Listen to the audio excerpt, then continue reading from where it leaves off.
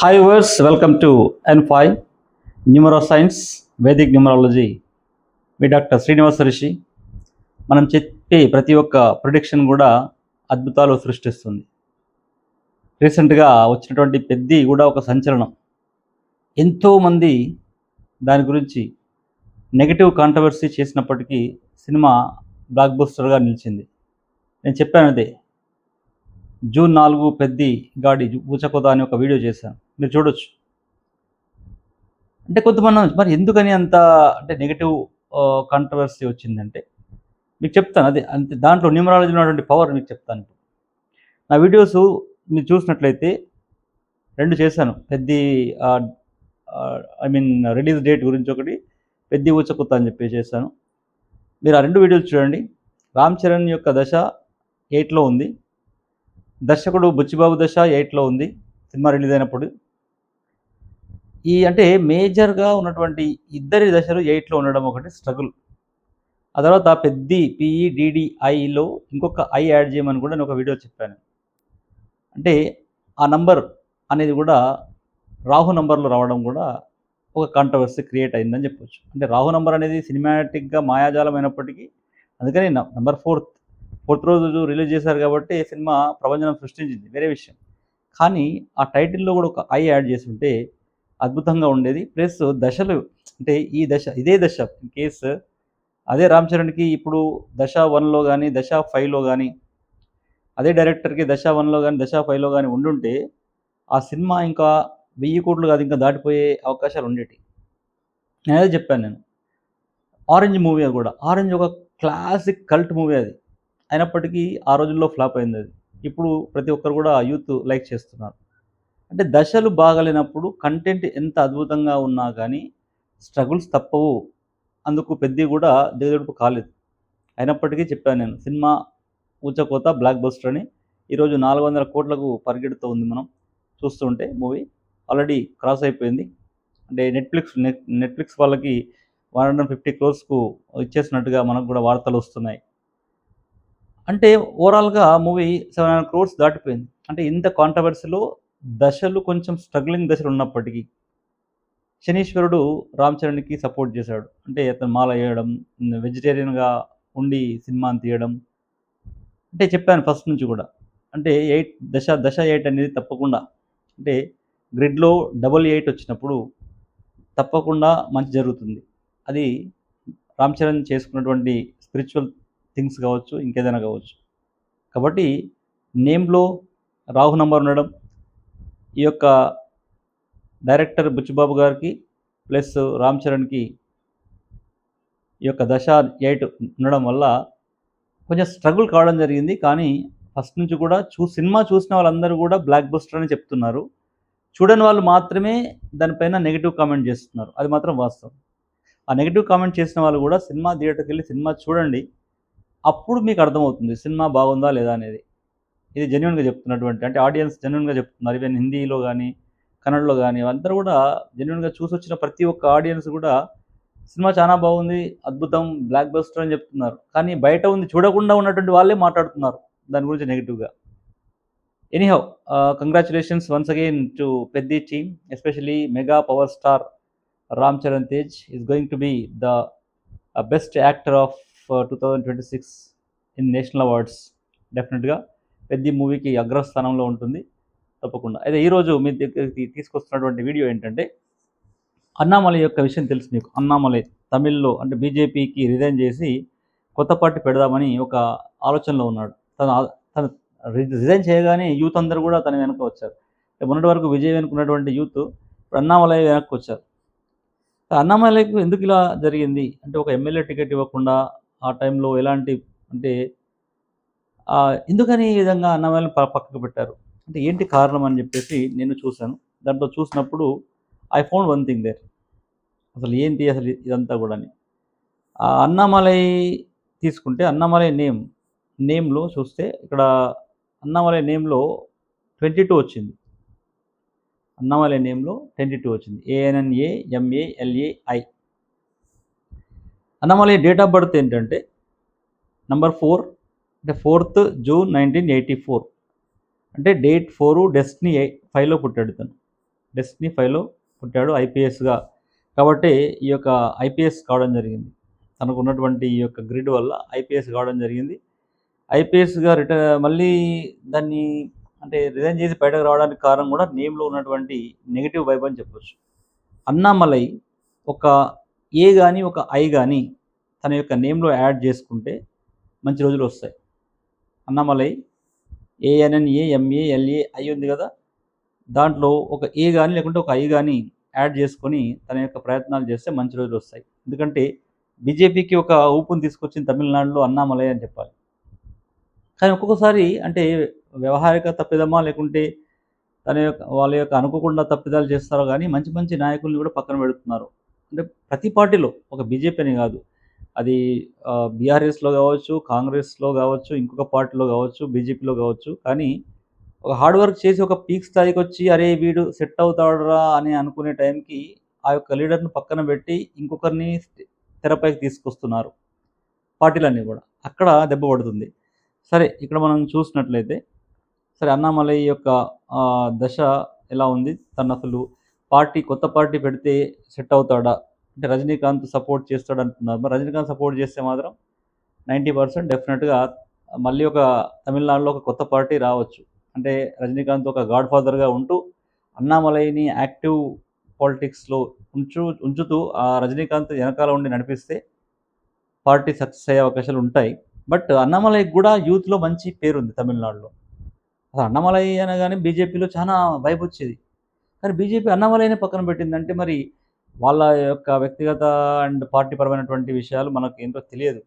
But according to numerology తన date of birth ప్రకారంగా ఇలాంటి సంఘటనలు అంటే నెగిటివ్ సంఘటనలు, ఫెయిల్యూర్ సంఘటనలు ఎందుకు జరుగుతున్నాయంటే రాహు యొక్క ఇంపాక్ట్ ఉన్నప్పుడు ఇలాంటి సంఘటనలు జరుగుతాయి. అంటే తన పేరులో రాహు యొక్క ఇంపాక్ట్ 22 ఉంది కాబట్టి ఇదొకటి. ప్లస్ తన డేట్ 4లో ఉన్నాడు. సో అది తర్వాత డెస్టినీ 5లో ఉన్నాడు. తను ఇప్పుడు డెస్టినీ 5 నడుస్తుంది. 1984 అంటే 2024కి 40 ఇయర్స్కి వచ్చాడు. సో 35 ఇయర్స్ నుంచి మనకు డెస్టినీ నంబర్ అనేది లీడ్ చేస్తుంది కాబట్టి సో ఆల్రెడీ నెంబర్ 5లో ఉన్నాడు. సో కాబట్టి తను ఏం చేయాలంటే అన్నామలైలో ఒక ఏ కానీ ఒక ఐ కానీ పెట్టుకోవాలి. సో తర్వాత 675 అనే ఒక మంచి గ్రిడ్ ఇతనిలో ఉంది. కోవా నంబర్ 7లో ఉంది కాబట్టి తనకు వచ్చినటువంటి ఆ 675 అంటే ఇతనికి 456 అనే రాజయోగం ఉంది. రాజయోగం ఇతనికి ఉంది. తను కష్టపడి ముందుకెళ్తే ఒక మంచి దశలో తప్పకుండా గొప్పవాడయ్యే అవకాశాలు ఉన్నాయి. పార్టీ పెడితే సక్సెస్ అయ్యే అవకాశాలు ఉన్నాయి. తప్పకుండా తమిళనాడులో తను ఇన్ఫ్లుయెన్స్ చేయగలుగుతాడు. సో 675 ఉంది. అంటే 4 కూడా ఉంది. బర్త్ నెంబర్ 4 ఉంది. డెత్ నెంబర్ 5 ఉంది. తన యొక్క డేట్ ఆఫ్ బర్త్ అంటే మంత్లో 6 ఉంది. తర్వాత కోవా నంబర్ 7 ఉంది, రాజకీయ నాయకుడికి కావాల్సినటువంటిది. ప్లస్ ఇక్కడికి 8 ఉంది. సో రాజకీయ నాయకుడికి కావాల్సినటువంటిది. 4 ఉంది, రాజకీయ నాయకుడికి కావాల్సినటువంటిది, మాయా మచ్చింద్ర అన్నట్టుగా. సో కాబట్టి ఇతను మంచి రాజకీయ నాయకుడుగా తమిళనాడులో ఫ్యూచర్లో ఎస్టాబ్లిష్ కావడం అనేది 100% తథ్యం. బీజేపీ ఇతన్ని వదులుకొని తప్పు చేసిందని చెప్పాలి. ఎందుకంటే ఫ్యూచర్లో తన యొక్క ఇన్ఫ్లుయెన్స్ అనేది తమిళనాడులో ఉంటుంది. ఇప్పుడంతా జంజీ అంతా కూడా యూత్ పాలిటిక్స్ వైపు తిరుగుతున్నారు కాబట్టి ఇప్పుడు విజయ్కి పోటీగా అన్నామలై వచ్చే అవకాశాలు చాలా ఉన్నాయి. ఇక స్టాలిన్లందరూ కూడా ముసలోళ్ళు అయిపోయారు కాబట్టి రజనీకాంత్ యొక్క సపోర్ట్ అంటే గాడ్ ఫాదర్గా ఉంటూ అన్నామలై ముందుకు వస్తే మాత్రం 100% విజయ్కి 100% పోటీగా వస్తున్నాడు. సో మరి చూద్దాం ఎప్పుడు తను అసలు నెక్స్ట్ ఎలక్షన్స్లో వచ్చినప్పుడు ఎలా ఉంది తనకి. సో 2026లో గురుదశలో ఉన్నాడు, అద్భుతంగా ఉన్నాడు. ఇప్పుడు ఇతను పార్టీ స్థాపించితే బాగానే ఉంటుంది. బట్ 27లో పార్టీ స్థాపిస్తే పార్టీ మధ్యలో డ్రాప్ అవుట్ అవుతుంది. కాబట్టి 2027లో దశ 7లో ఉన్నాడు కాబట్టి ఈ పార్టీ ఇతని దశ 7లో ఉన్నప్పుడు పార్టీ స్థాపిస్తే ప్రాబ్లమాటిక్గా ఉండే అవకాశం ఉంటుంది. సో రాజకీయానికి సంబంధించినటువంటి 7 అయినప్పటికీ కూడా దశ 7లో స్థాపించకపోవడమే ఉత్తమం. ఎప్పుడు స్థాపించాలి మరి పార్టీ? సో ఇప్పుడు పార్టీ స్థాపించవచ్చు. 2028లో స్థాపించవచ్చు. అప్పుడు కూడా గురుదశలో ఉన్నాడు, దశ 3లో ఉన్నాడు. సో అక్కడ కూడా బాగుంది. అండ్ 2029లో స్థాపిస్తే ఇంకా బెటర్. ఎందుకంటే వాళ్ళకి 31, 32లో ఎలక్షన్స్ ఉంటాయి నాకు తెలిసి. ఇప్పుడే మొన్న ఎలక్షన్స్ 26 అయినాయి కాబట్టి 7, 27, 28, 29, 30, 31లో ఎలక్షన్స్ వస్తాయి. మరి 31లో తన యొక్క దశ 1లోకి వెళ్తున్నాడు, రవి దశ వస్తుంది. ప్లస్ తను 2029లో పార్టీ స్థాపిస్తే 2029లో దశ 5లోకి వస్తున్నాడు. కాబట్టి 2029లో పార్టీ స్థాపించేసి తర్వాత 2030లో మళ్ళీ దశ 4లోకి వస్తున్నాడు. సో ఇదంతా కూడా అక్కడ స్ట్రగులింగ్ టైం. తను పార్టీ స్థాపించిన తర్వాత తను తిరగడం, అపోజిషన్ పార్టీస్తో మాట్లాడడం ఇవన్నీ కూడా చాలా ఉంటాయి. కాబట్టి 2029లో పార్టీ స్థాపించి 2027లో మాత్రం స్థాపించొద్దు. 26 ఓకే, 28 కూడా ఓకే. కానీ the best year for starting a new party for Annamalai is 2029. So అద్భుతంగా ఉంటుంది, చాలా ముందుకెళ్తుంది.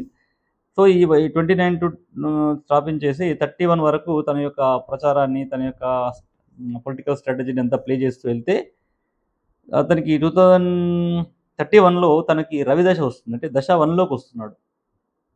కాబట్టి వెరీ మేజర్ ఇంపాక్ట్ తమిళనాడు రాజకీయాల్లో చూపించే అవకాశాలు అన్నమలైకి ఉన్నాయి.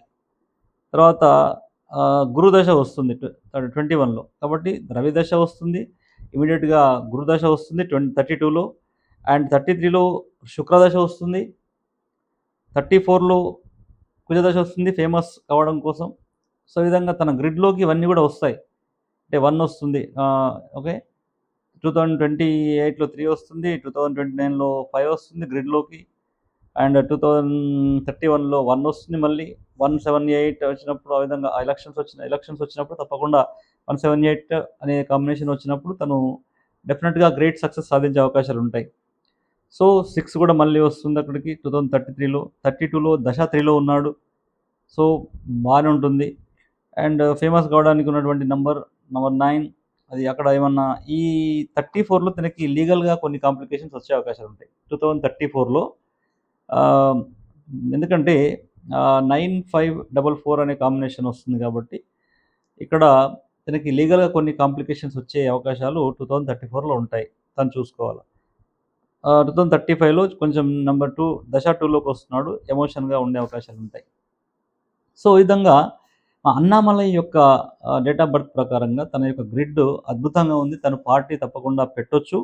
ఆ పెట్టే పార్టీ ఎప్పుడు పెట్టాలంటే 2029లో పెడితే 100% సక్సెస్ రేట్ ఉంటుంది. ఎందుకంటే 31లో ఎలక్షన్స్ వస్తున్నాయి, 31లో రవిదశలోకి వస్తున్నాడు కాబట్టి, అండ్ ఆ తర్వాత నుంచి గురుదశ, శుక్రదశ, కుజదశ ఇవన్నీ కూడా అన్ని పాజిటివ్ దశలే ఉన్నాయి. కాబట్టి సో 2029లో పార్టీ పెట్టు. ఇప్పుడు బ్యాక్గ్రౌండ్ అంతా చేసుకుంటూ 2029లో పార్టీ పెట్టేసి ముందుకెళ్తే 2031లో వచ్చే ఎలక్షన్స్లో 100% తన యొక్క ఇంపాక్ట్ అనేది చూపించే అవకాశాలు తమిళనాడు రాజకీయాల్లో ఉన్నాయి. ఆల్రెడీ యూత్ అన్నామలై వెనకాల ఉన్నారు. ఒక ఐపీఎస్ ఆఫీసర్ ముందుకొచ్చి ఆ విధంగా పార్టీ పెట్టి ప్రజలను ఏదో చేద్దామని ఉంటుంది. అంటే ఐఏఎస్, ఐపీఎస్ వాళ్ళకి ఆ యొక్క జెన్యూనిటీ అనేది కొంతవరకు ఉంటుంది, కాదనట్లేదు. సో అలాంటి వాళ్ళని ఎంకరేజ్ చేయాల్సిన అవసరం ఉంది. ఎవరో వాళ్ళని వీళ్ళని ఎంకరేజ్ చేసే కంటే కూడా ఒక హైలీ ఎడ్యుకేటెడ్ అండ్ మంచి సివిల్ సర్వీసెస్ ఉన్నటువంటి, మంచి భావాలు ఉన్నటువంటి అన్నామలై లాంటి వ్యక్తుల్ని రాజకీయాల్లో ఎంకరేజ్ చేయడం అనేది అనివార్యం భారతదేశానికి. ఎందుకంటే భారతదేశం 70-75 ఏళ్ళు రకరకాల వ్యక్తుల చేతుల్లో రాజకీయాలు ఉండి ఎటో వెళ్ళిపోయింది. ఇప్పుడు ఒక్కొక్కరికి 1,30,000 రూపాయల అప్పు ఉంది భారతదేశంలో. అంటే ఒక్కొక్కరు 1,30,000 చెల్లిస్తే కానీ భారతదేశం యొక్క అప్పు తీరదు. అంటే ప్రతి ఒక్క పుట్టబోయే బిడ్డ పైన కూడా 1,30,000 అప్పు భారతదేశంలో ఉంది. ఎందుకంటే రాజకీయాలు ఆ విధంగా పరిపాలించారు రాజకీయ నాయకులు. ఎవరు తప్పు అని మనం ఈ నాయకుడు, ఆ నాయకుడు అని, అన్ని పార్టీల్లో కరప్షన్ ఉంది, అన్ని పార్టీల్లో రకరకాల వ్యక్తులు ఉన్నారు. కాబట్టి ఇలాంటి మంచి భావాలు ఉన్నటువంటి అన్నమలై లాంటి వాళ్ళు పార్టీలు పెట్టి సమాజంలోకి వస్తే తప్పకుండా మేలు జరుగుతుంది. ఎనీహౌ మనకి 456 అనే రాజయోగం ఉంది. తనకి రాజకీయ నాయకుడు కావాల్సినటువంటి 4 ఉంది, 8 ఉంది, 7 ఉంది. ప్లస్ శుక్రుడు ఉన్నాడు. శుక్రుడు యొక్క కంపల్సరీ దశ కావాలి కాబట్టి శుక్రుడు ఉన్నాడు. తన దశలు కూడా చూస్తే 10 ఏళ్లలో ఎన్ని పాజిటివ్ దశలు ఉన్నాయంటే 1, 2, 3, 4, 5, 6, 7, అంటే అవుట్ ఆఫ్ 10 ఇయర్స్లో 7 ఇయర్స్ తనకు మంచి పాజిటివ్ దశలు ఉన్నాయి. కాబట్టి రాజకీయంగా తప్పకుండా ఎదుగుతాడు. సో డెఫినెట్గా Annamalai is going to become one of the best leaders of India, especially from Tamil Nadu. Thank you so much. Please subscribe the channel and share it and like it. Numerology తప్పకుండా మీ యొక్క జీవితాలని కూడా మారుస్తుంది. ఎందుకంటే మనకి ఇప్పుడున్నటువంటి నేమ్స్ 80% నేమ్స్ ఎక్కడ కూడా అంటే డేట్ ఆఫ్ బర్త్ డెస్టినీకి కానీ తన యొక్క డేట్ కూడా కావాల్సిన కంపాటబిలిటీ నంబర్స్ లేకుండా ఆ యొక్క నంబర్ వైబ్స్ ఉంటున్నాయి కాబట్టి చాలా వరకు ఫెయిల్యూర్స్ వస్తున్నాయి. అది యాదృచ్ఛికం అనుకుంటాం మనం. అందరికీ ప్రాబ్లమ్స్ వస్తాయి ఏదో అనుకుంటాం కానీ న్యూమరాలజీలో ప్రకారంగా నేమ్‌లో డేట్ ఆఫ్ బర్త్ ప్రకారం నేమ్ యొక్క సంఖ్యను కరెక్ట్‌గా సెట్ చేసుకుంటే 50% సక్సెస్ అనేది అక్కడే వచ్చేస్తుంది. తర్వాత రెమెడీస్ ఏవైతే న్యూమరాలజిస్ట్‌గా మేము ఇస్తామో, ఆ రెమెడీస్ మీరు ఫాలో అవ్వాలి కంపల్సరీగా. ఒక డాక్టర్ దగ్గరికి పోయినప్పుడు మెడిసిన్ ఏ విధంగా అయితే తీసుకొని మీ యొక్క జ్వరాన్ని గానీ, దేన్ని గానీ తగ్గించుకుంటారో, అదేవిధంగా ఒక న్యూమరాలజిస్ట్ దగ్గరికి గానీ, ఆస్ట్రాలజీ దగ్గరికి వెళ్ళినప్పుడు వాళ్ళు చెప్పినటువంటి రెమెడీస్‌ని చేయండి. తప్పకుండా మీకు 6 నెలల్లో రిజల్ట్స్ అనేది కనబడుతుంది. ఇది ఫిజికల్‌గా కనిపించేది గాదు. మనకు ఆటోమేటిక్‌గా ఆ యొక్క రిజల్ట్స్ అనేది ఒక పాజిటివ్ యాక్షన్‌లో, పాజిటివ్ థింగ్స్ మన యొక్క జీవితంలో జరిగే విధంగా జరుగుతుంది. Thank you so much for being with me. మళ్ళీ ఇంకా ఎన్ని మంచి వీడియోలు తీసుకొనొస్తాను. And once again congratulations to mega power star